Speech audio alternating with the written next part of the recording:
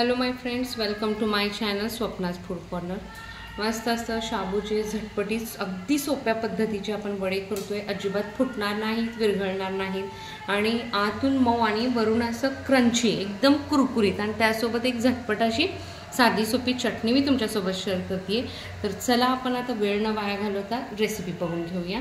कमी साहित्यात कमी वेळात झटपट अशी आपली साबुदाण्याचे वडे। जगातली सगळ्यात सोपी साबुदाण्याच्या वड्यांची ही recipe Swapna's food corner, only on Swapna's food corner. Please follow my channel. Thank you.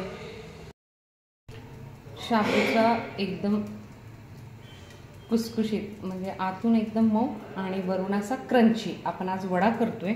तर मी इथं भिजवलेला साबुदाणा घेतले 2 वाटी, एक 3 ते 4 छोटे मध्यम आकाराचे बटाटे आहेत, उकळून स्मॅश करून घेतलेत। शेंगदाणे भाजलेले दाण्याचं कूट भरड आहे, त्याचबरोबर लाल मिरची पावडर आणि आता आपण चवीनुसार यात मीठ घालूया।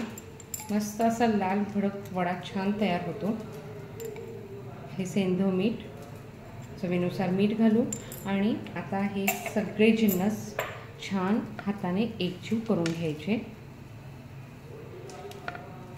हे मिक्स करून घेऊया आणि मस्त गोळा तयार करून घ्यायचा।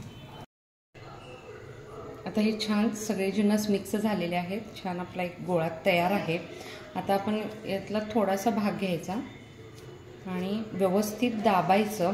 पोकळ करायचे नाहीत बरं का वडे, काय होतंय तेलात मग फुटायला बघते ते हवा आत दबली की। तर अशा पद्धतीने आपण हे सगळे वडे करून घ्यायचे। लहान मोठ्या आकारात तुम्ही कसेही करून घ्या।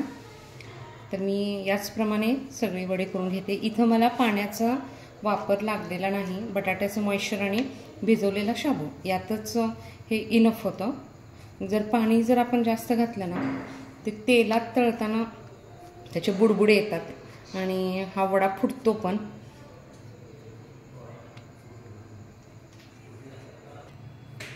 कढईत मी तेल तापत ठेवले।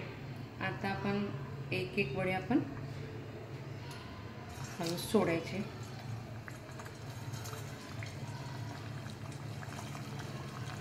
आणि गॅसची फ्लेम मिडियम असू देत। हाय फ्लेम केले तर वरून सगळं तळल्यासारखं आपल्याला वाटणार। थोडंसं सेट होऊ देऊया, लगेच चमचा किंवा झाऱ्या लावू नका। आणि हाय फ्लेम ठेवलं की काय होईल, वरून खरपूस दिसतील किंवा एकदम लाल पटकन झालेले दिसतील, पण आतून आहे असं मग शाबू कच्चा तसाच राहील। त्यामुळे मीडियम फ्लेमवर आपण हे तळून घ्यायचे।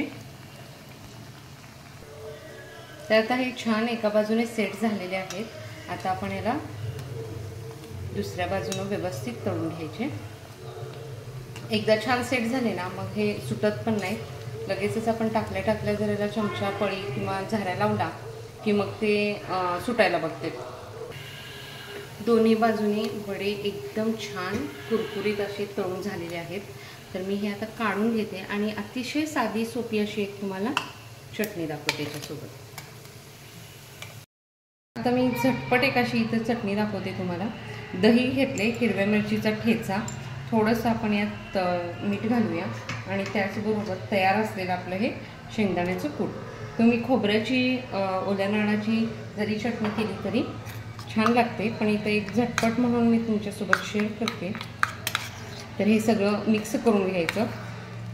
तुम्हाला घट्ट आवडत असेल किंवा कितपत तुम्हाला ही पातळ पाहिजे त्यानुसार तुम्ही कमी जास्त करू शकताय। आणखीन थोडंसं दही वापरलं तरी चालेल। तर आता ही आपली चटणी तयार आहे। तर अशा पद्धतीने आपले कुरकुरीत असे शाबूचे वडे तयार आहेत आणि झटपट अशी आपली ही चटणी तयार आहे। नाश्त्यासाठी किंवा पाहुणचारासाठी सुद्धा हा एक उत्तम असा पर्याय आहे। उपवासालाच पाहिजे असं काही नाही, पण तुम्ही इतर वेळेस सुद्धा याचा आस्वाद घेऊ शकताय। तर नक्की करून बघा। कमेंट बॉक्सला कमेंट टाका, लाईक शेअर अँड सबस्क्राईब करा। थँक्यू।